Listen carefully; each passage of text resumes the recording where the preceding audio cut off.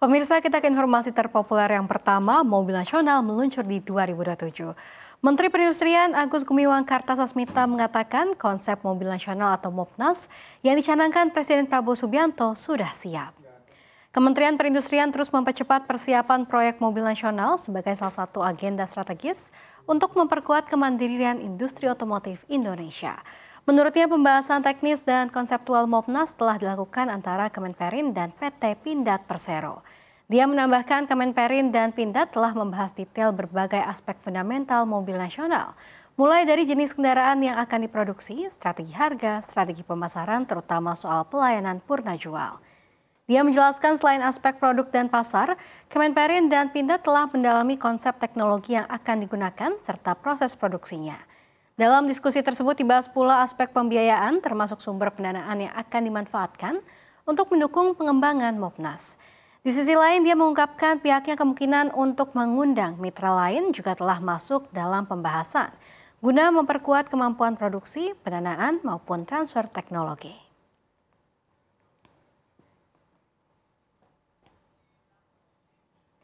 Kita ke berita populer yang selanjutnya. Badan Pengelola Investasi Daya Anagata Nusantara atau Dayantara membidik puluhan pesawat milik grup Garuda Indonesia dapat kembali beroperasi atau return to service.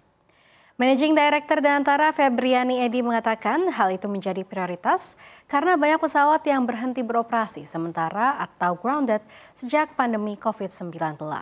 Dia menyebut grounded mengakibatkan tekanan yang besar bagi kinerja perusahaan. Tidak hanya menekan pendapatan kotor, tapi juga meningkatkan biaya sewa pesawat.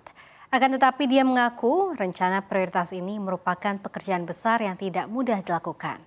Bengkel pesawat alias maintenance, repair, dan overhaul atau MRO sedang terbatas dan diperebutkan oleh maskapai di seluruh dunia yang kompak melakukan grounded selama 2 tahun pandemi COVID-19.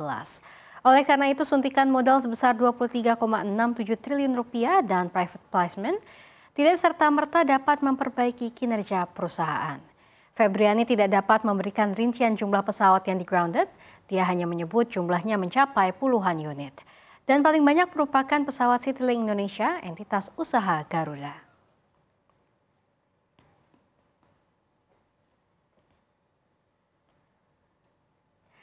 Selanjutnya dari mancanegara, China dan Jepang makin panas setelah ancaman pemenggalan leher.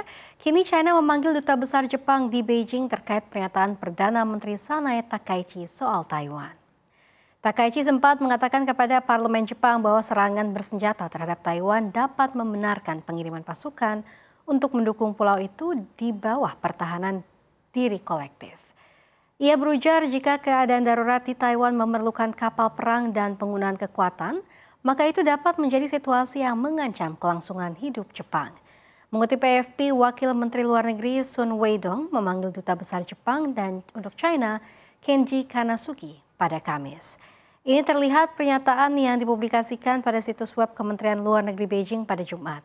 Sebelumnya pada Senin, Takaichi mengatakan kepada parlemen bahwa ia tidak berniat mencabut pernyataannya dan bersikeras bahwa pernyataan tersebut konsisten dengan sikap Tokyo sebelumnya. Namun ia mengatakan bahwa di masa mendatang ia akan menahan diri untuk tidak merujuk secara eksplisit pada skenario-skenario tertentu.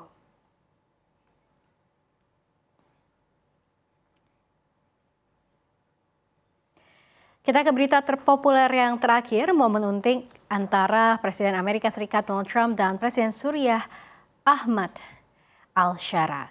Sebagaimana diketahui, Shara menjadi tamu kehormatan Trump pekan ini, di mana ia mendatangi Washington pada 10 November dan menandatangani sejumlah kesepakatan.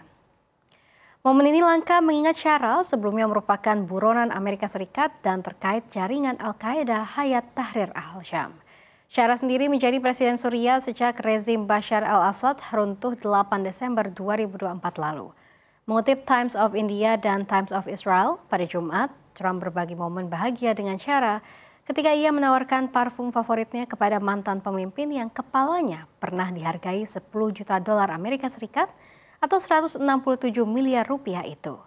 Trump kemudian terlihat menyemprot Shara dengan parfum bermerek namanya sebelum memberikannya kepadanya. Ia lalu memberitahu Shara bahwa akan ada sebotol lagi untuk istrinya. Trump bahkan bertanya berapa istri yang dimilikinya selama pertemuan Shara kunjungan ke Gedung Putih.